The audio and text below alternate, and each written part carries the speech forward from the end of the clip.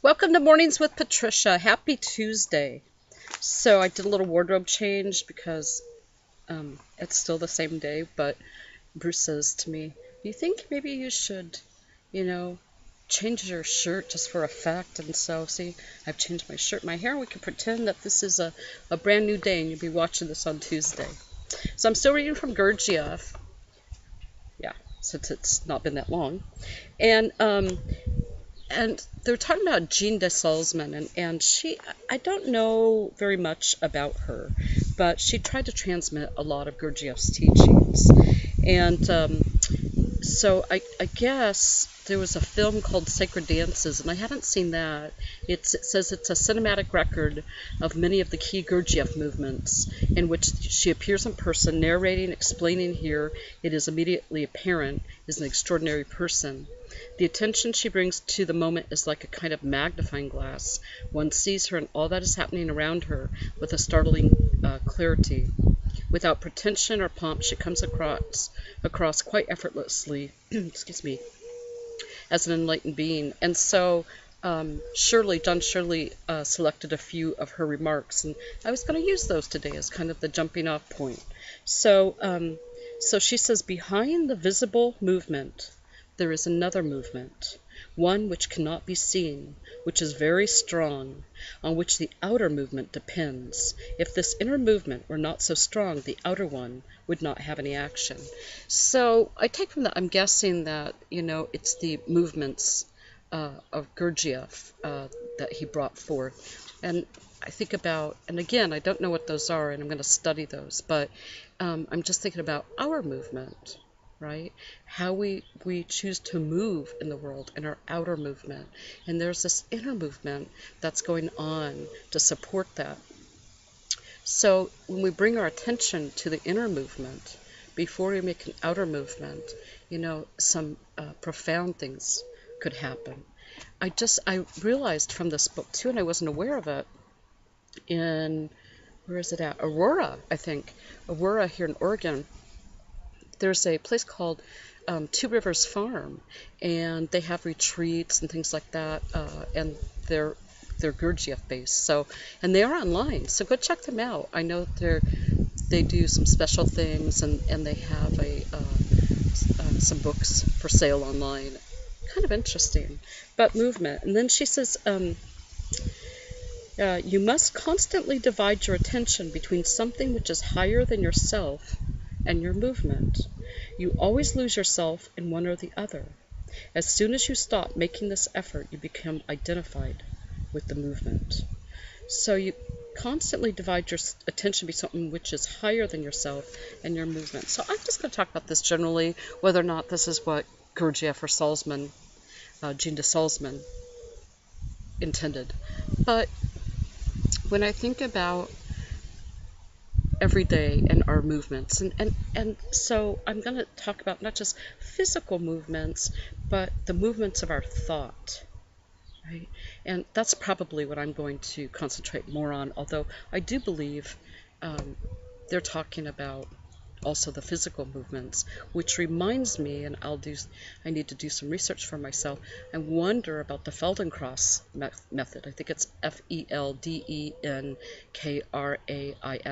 It's little tiny movements that are made, it's a method that's taught, little tiny movements that are made that create this profound physiological and I think emotional effect. But I want to talk about the movement of the mind. So, isn't this interesting? When you think about it, you think you're just thinking, right?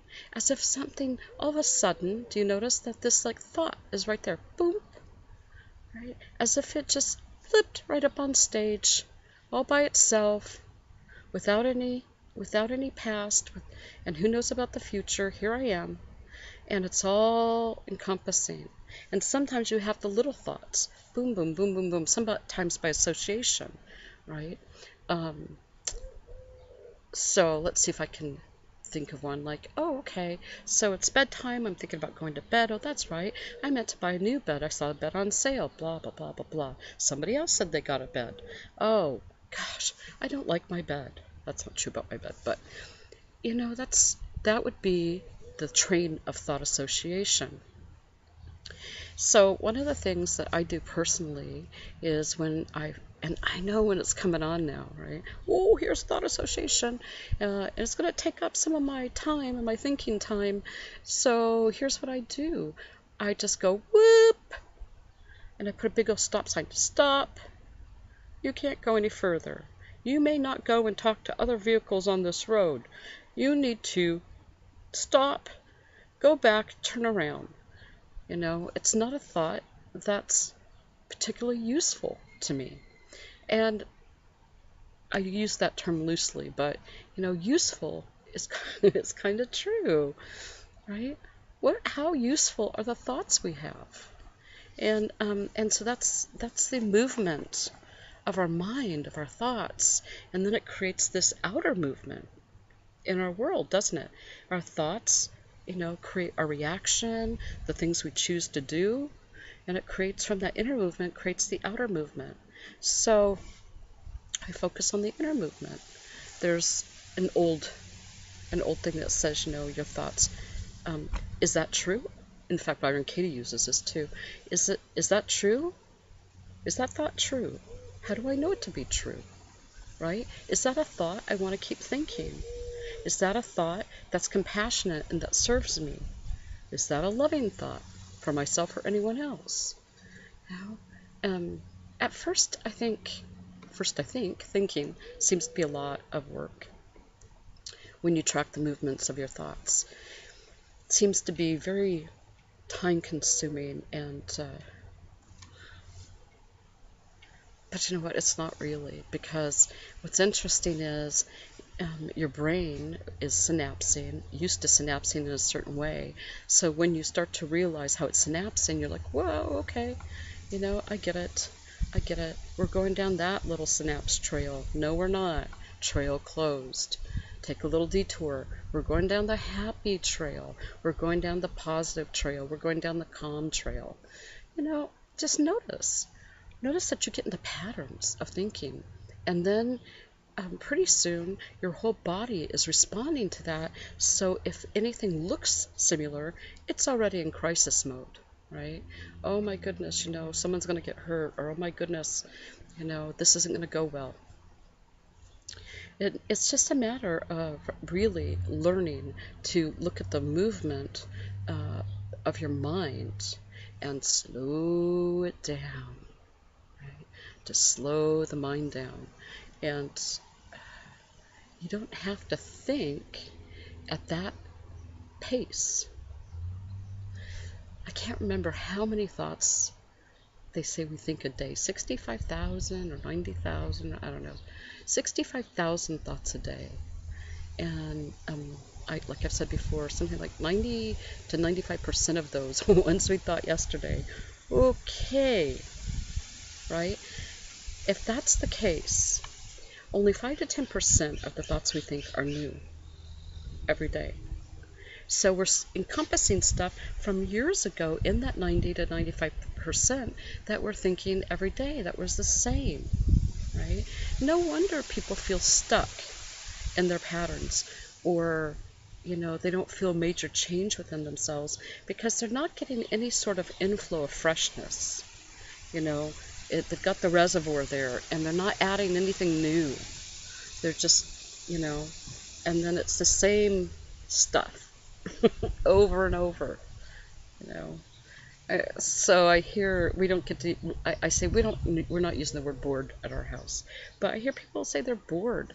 I mean, how could you be so bored? Look around. Amazing, right? How you have your whole self, your interior landscape to look at and to explore. That'll take you some lifetimes.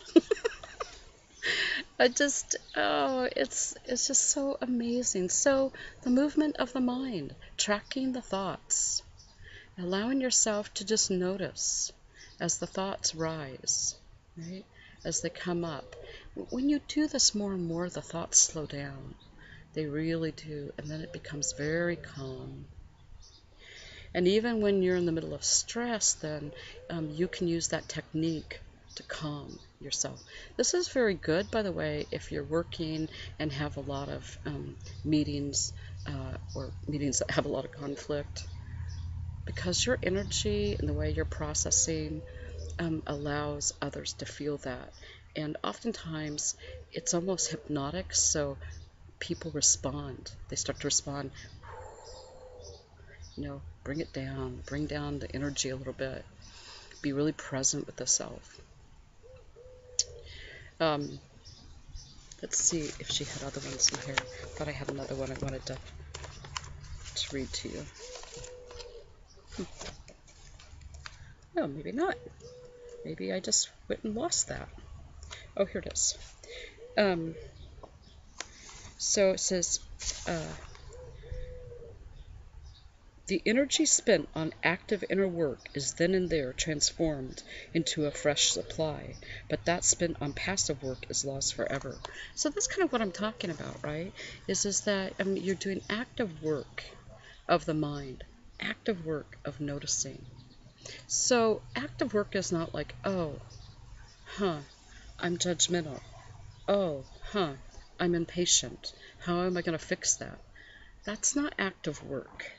That's actually really passive work, because that's not a new thought, right? If it is a new thought, then great. But typically what I find, or what I see, is that's not really new. That's the old tape reeling off of that 90% thoughts that you had forever. And how do you know that to be true?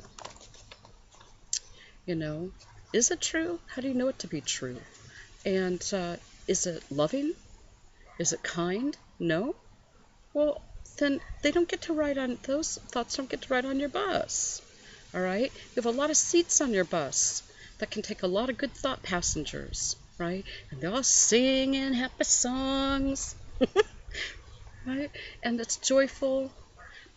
But we don't have problem thoughts on our bus. They do not get free passage. This is a special bus. You're a special bus. You're amazing. Don't let just any thought on your bus. It's got to pay the toll, right? It's got to pay the fare. And if it can't pay the fare with positive energy, then it doesn't get to ride. That's the that's the way I like to use those sorts of things, because they're helpful, right? They're helpful structures when we start to do this work. Okay, so I'm sitting here, let's say, and I'm feeling a certain way, maybe a little negative, or a little scared, or a little whatever today. And so I say, well, okay, who did I let on my bus? Wasn't I paying attention? And I look at him, and there's that thought, and I say, is that true? How do I know that to be true? Is that kind or compassionate? No. Then I'm going to do that active inner work, and I'm going to ask you to leave. I'm going to stop this bus, and you're going to get off. I'm going to stop the thinking train, the thinking bus, and get the negatives off. And focus on, the positive passengers, the positive thought passengers. So anyway, that's what I hope for you today. It's what I wish for you today, that you have positive thought passengers on your beautiful bus, and enjoy yourself.